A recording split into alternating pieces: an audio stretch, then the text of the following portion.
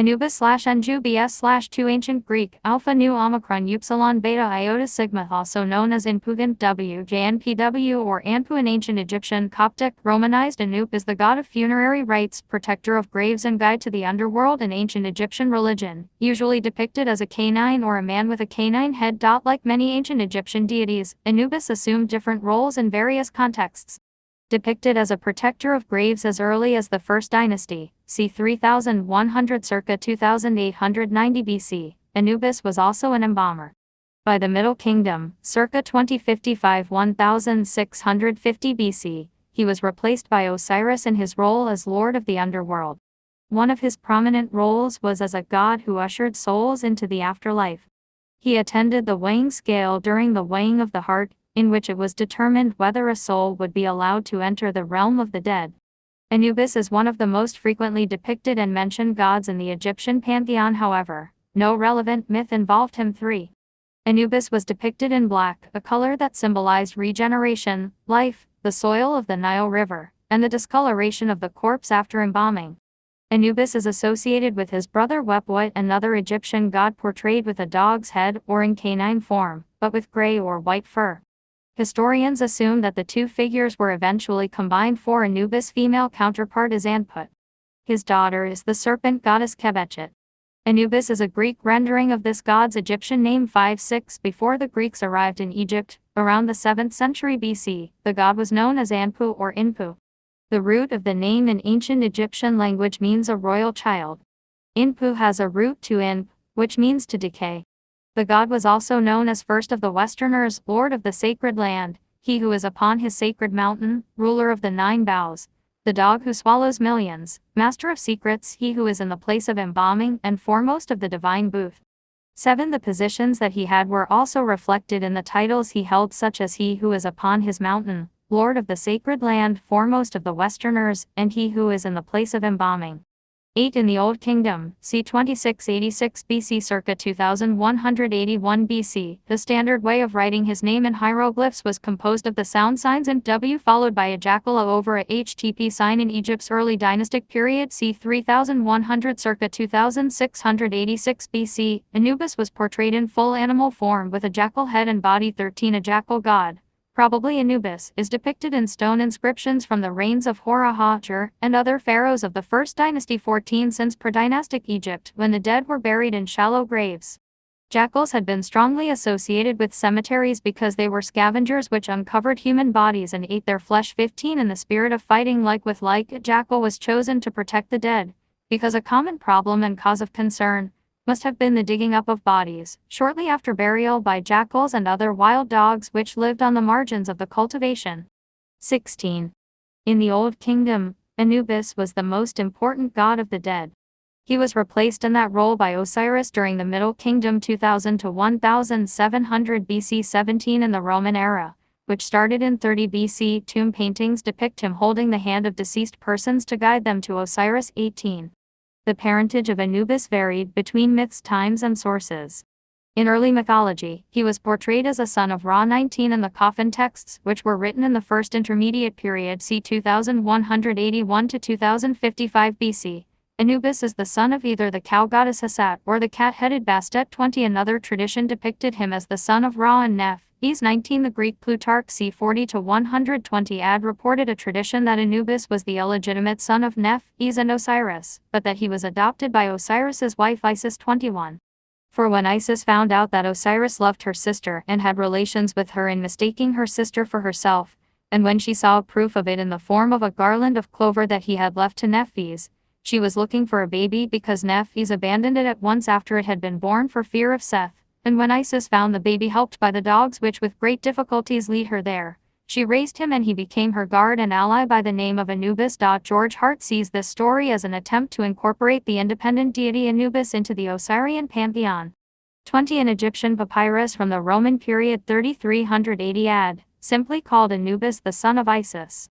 20 In Nubia, Anubis was seen as the husband of his mother Nephthys. 1. In the Ptolemaic period 350 to 30 BC, when Egypt became a Hellenistic kingdom ruled by Greek pharaohs, Anubis was merged with the Greek god Hermes, becoming Hermanubis 23-24. The two gods were considered similar because they both guided souls to the afterlife. 25. The center of this cult was in Utenha/Salka/Sinopolis, a place whose Greek name means city of dogs. In Book 11 of the Golden Ass by Apuleius there is evidence that the worship of this god was continued in Rome through at least the 2nd century. Indeed, Hermanubis also appears in the alchemical and hermetical literature of the Middle Ages and the Renaissance. Although the Greeks and Romans typically scorned Egyptian animal-headed gods as bizarre and primitive, Anubis was mockingly called Barker by the Greeks. Anubis was sometimes associated with Sirius in the heavens and Cerberus and Hades in the underworld. 26. In his dialogues, Plato often has Socrates utter oaths by the dog Greek, Chimitun Kuna by the dog of Egypt, and by the dog the god of the Egyptians, both for emphasis and to appeal to Anubis as an arbiter of truth in the underworld. Asjmiwt, Imiat or the Imiat fetish, he who is in the place of embalming. Anubis was associated with mummification.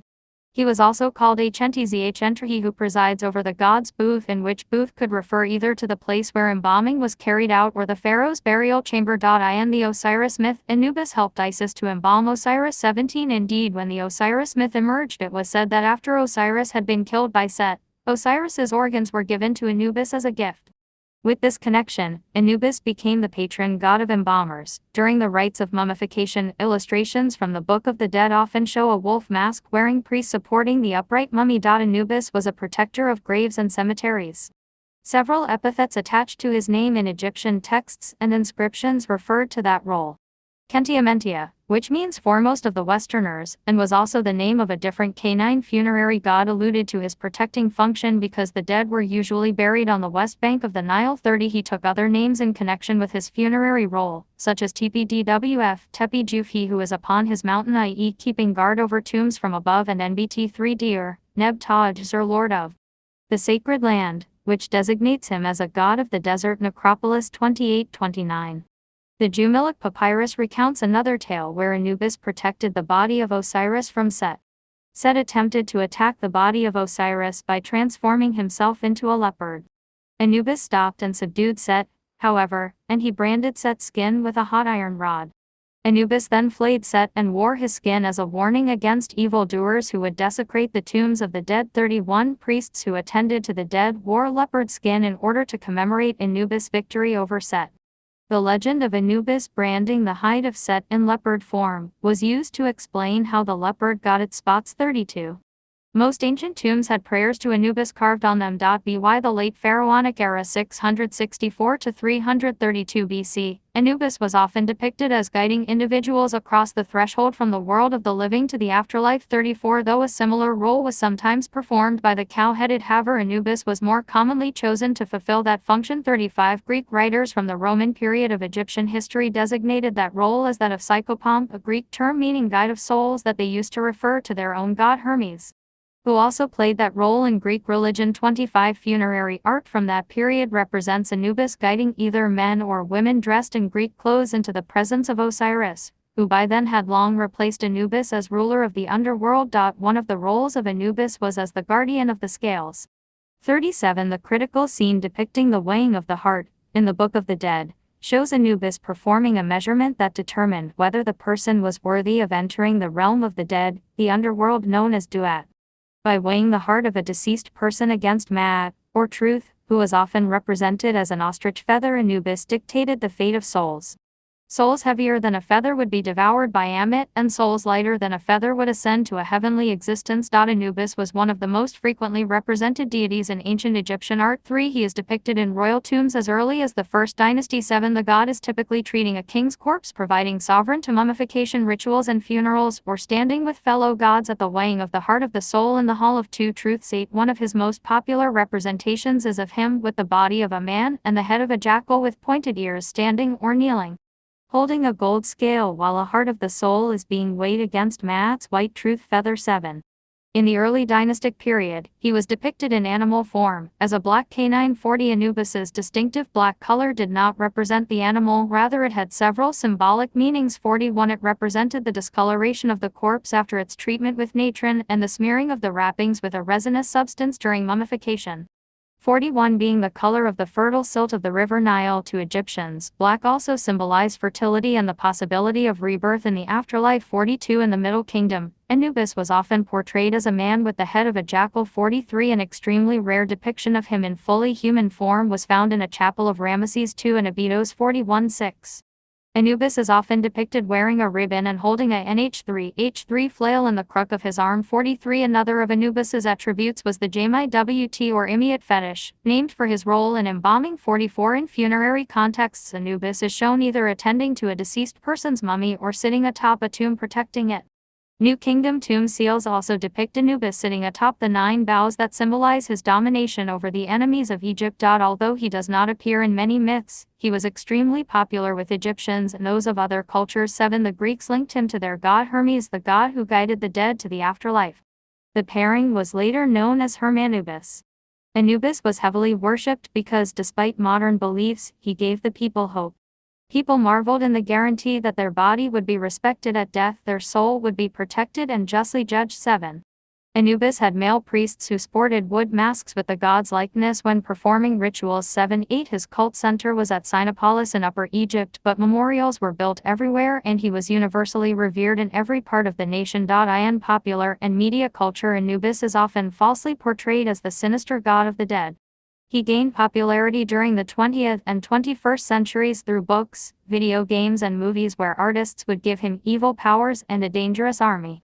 Despite his nefarious reputation, his image is still the most recognizable of the Egyptian gods, and replicas of his statues and paintings remain popular.